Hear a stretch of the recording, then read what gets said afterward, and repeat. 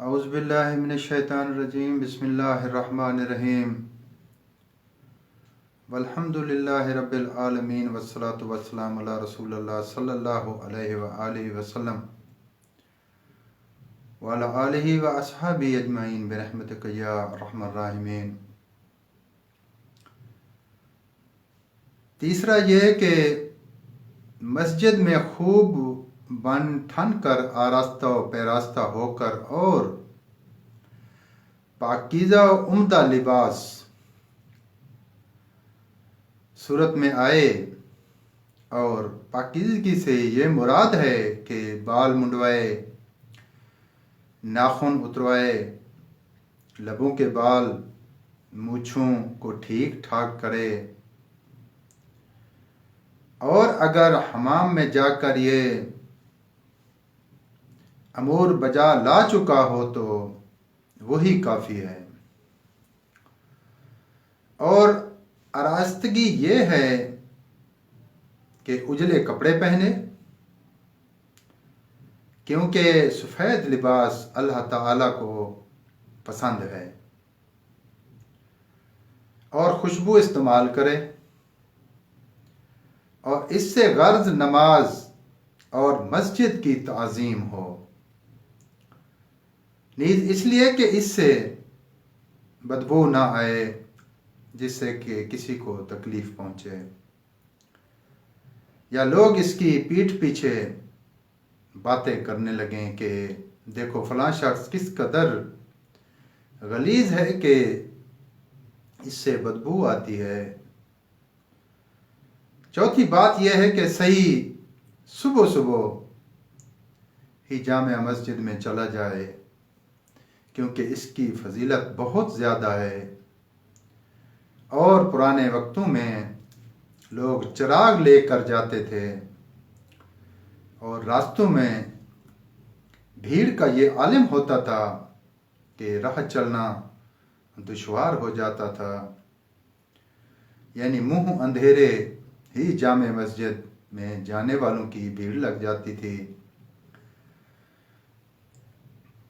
ابن مسعود رضی اللہ تعالی عنہ ایک روز صبح جمعہ کے دن جامع مسجد میں گئے تو 3 آدمیوں کو پہلے پایا،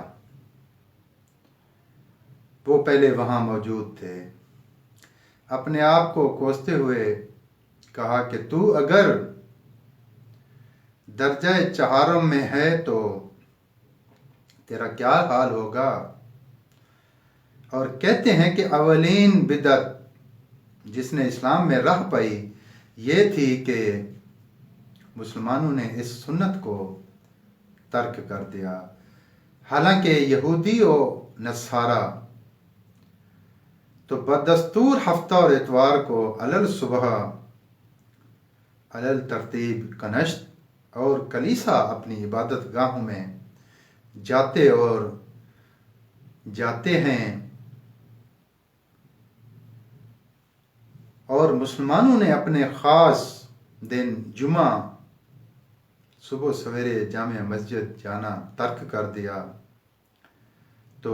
آخر ان کا حشر کیا ہوگا؟ اور رسول اللہ صلی اللہ علیہ وآلہ وسلم نے فرمایا کہ جو شخص جمعہ کے روز پہلی ساعت میں جامع مسجد میں جاتا ہے،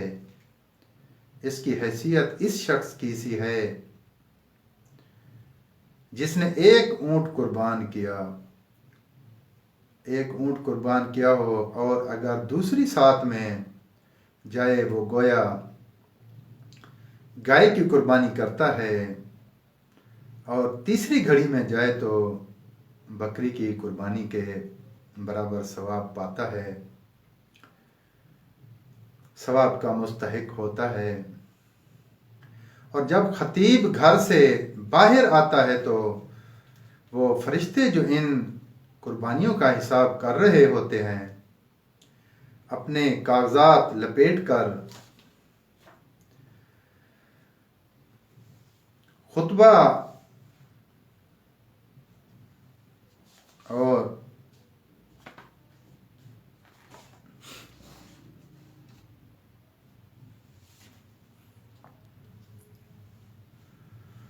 خطبہ سننے میں مشغول ہو جاتے ہیں اور پھر جو کوئی آتا ہے اسے ثواب نماز کے سوا اور کچھ حاصل نہیں ہوتا۔ پانچویں یہ کہ اگر دیر سے آئے تو لوگوں کی گردن پر پاؤں نہ رکھے، یعنی جو پہلے بیٹھے ہیں ان کے اوپر سے پھاند کر آگے جانے کی کوشش نہ کرے، کہ حدیث شریف میں وارد ہے کہ جو شخص ایسا کرتا ہے اسے قیامت کے دن ایک پل کی طرح بنایا جائے گا تاکہ لوگ اس کے اوپر سے گزریں۔ اور رسول اللہ صلی اللہ علیہ وآلہ وسلم نے ایک مرتبہ کسی کو ایسا کرتے ہوئے دیکھا تو نماز کے بعد اس سے پوچھا کہ اے فلاں، تو نے نماز جمعہ کی نماز کیوں نہیں پڑھی؟ اس شخص نے عرض کیا یا رسول اللہ صلی اللہ علیہ وآلہ وسلم، میں تو حضور صلی اللہ علیہ وسلم کے بالکل پاس ہی تھا۔ فرمایا میں نے تو یہی دیکھا کہ تو لوگوں کی گردنیں پھیلانگ رہا تھا۔ گویا جو ایسا کرتا ہے وہ اس شخص کی طرح ہے جس نے نماز پڑھی ہی نہ ہو۔ ہاں، اگر صف اول خالی ہو تو جائز ہے کہ صف اول میں کھڑا ہونے کا قصد کر سکتا ہے، کیونکہ یہ تقصیر ان لوگوں کی ہے جنہوں نے اسے خالی رہنے دیا ہے۔ چھٹے یہ کہ اس شخص کے آگے سے نہ گزرے جو نماز ادا کر رہا ہو، اور جب بیٹھے تو چاہیے کہ کسی دیوار یا ستون کے قریب بیٹھے تاکہ کوئی اس کے آگے سے نہ گزرے، کیونکہ نماز پڑھنے والے شخص کے آگے سے گزرنے کی ممانعت کی گئی ہے۔ اور حدیث شریف میں ہے کہ کسی کے مصلی کے آگے سے گزرنے کی نسبت تو یہ بہتر ہے کہ گزرنے والا خاکستر ہو جائے۔ اور حدیث پاک میں ہے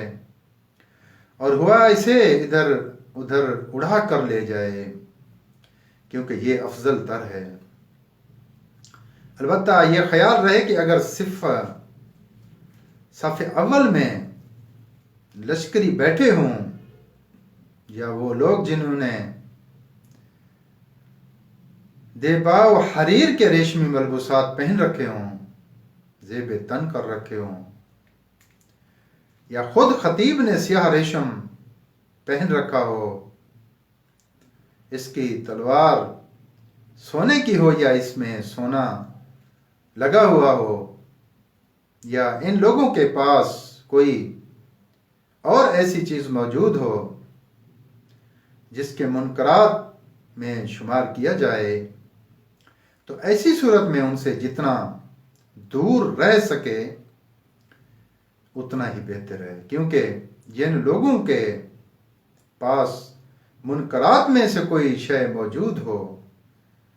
ان کے نزدیک جان بوجھ کر بیٹھنا مناسب نہیں ہے۔ آٹھویں یہ کہ جب خطیب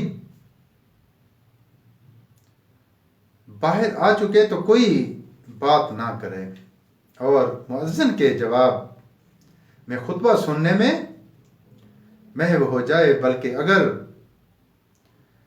دوسرا کوئی بات کرے تو اسے خاموش کرانے کے لیے بھی اشارہ سے ہی کام لے، نہ کہ زبان سے، کیونکہ رسول اللہ صلی اللہ علیہ وآلہ وسلم نے فرمایا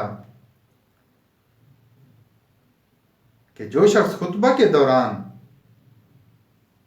کسی کو یہ الفاظ زبان سے کہے کہ خاموش رہو یا کان دھرو تو اس کی یہ بات بجائے خود بیہودہ ہے، بیہودہ تر ہے۔ اور جو کوئی اس وقت بیہودہ گوئی کا مرتکب ہوتا ہے تو اس کی نماز جمعہ درست نہیں ہے۔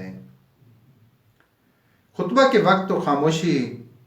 اور اس قدر لازم ہے کہ اگر کوئی دور بیٹھا ہے اور خطبہ اسے سنائی نہیں دے رہا ہے تو بھی خاموش رہے،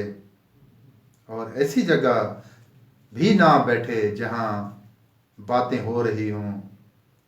اور ایسی صورت میں سوائے تحیت مسجد کے کوئی نماز بھی نہ پڑھے۔ نام یہ کہ جب نماز سے فارغ ہو چکے تو 7 مرتبہ الحمد شریف، 7 مرتبہ سورۃ اخلاص، 7 مرتبہ سورۃ فلق، 7 مرتبہ سورۃ ناس۔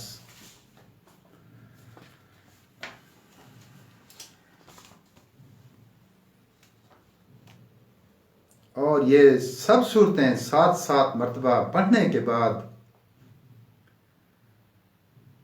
پڑھے کہ حدیث شریف میں آیا ہے کہ یہ ایک تعویذ ہے جو ایک جمعہ سے اگلے جمعہ تک شیطان سے پناہ کا کام دیتا ہے، اور یہ دعا پڑھے اللہم یا غنیو یا حمیدو یا مبدیو یا رحیمو یا ودودو اکفنی بحلالک عن حرامک واغننی بفضلک عمن سواک۔ اور کہا گیا ہے کہ جو شخص اس دعا کو ہمیشہ پڑھتا رہے گا وہ کسی روز ایسی جگہ پہنچ جائے گا جس کا اسے پہلے سے کچھ علم نہ ہوگا، اور لوگوں سے یکسر بے نیاز ہو رہے گا، اور پھر 6 رکعت نماز سنت ادا کرے، کیونکہ رسول اللہ صلی اللہ علیہ وآلہ وسلم نے اسی مقدار کے بارے میں مذکور ہے۔ 10ویں یہ کہ نماز جمعہ کے بعد اتنی دیر تک مسجد میں رہے کہ نماز ظہر وہیں ادا کر سکے، اور شام تک وہیں رہے تو اس کی فضیلت اور بھی زیادہ ہے، اور کہتے ہیں ثواب میں یہ ایک حج اور ایک عمرہ کے برابر ہے، اور اگر ایسا نہ کر سکے تو بے شک گھر چلا جائے، مگر ذکر حق سے غافل نہ رہے، تاکہ وہ 7 گراں قدر جو جمعہ کے مخصوص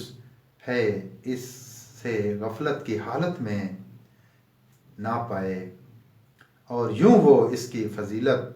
سے محروم نہ رہ جائے۔ والصلاۃ والسلام علی رسول اللہ صلی اللہ علیہ وآلہ وسلم وعلی آلہ واصحابہ اجمعین برحمتک یا ارحم الراحمین۔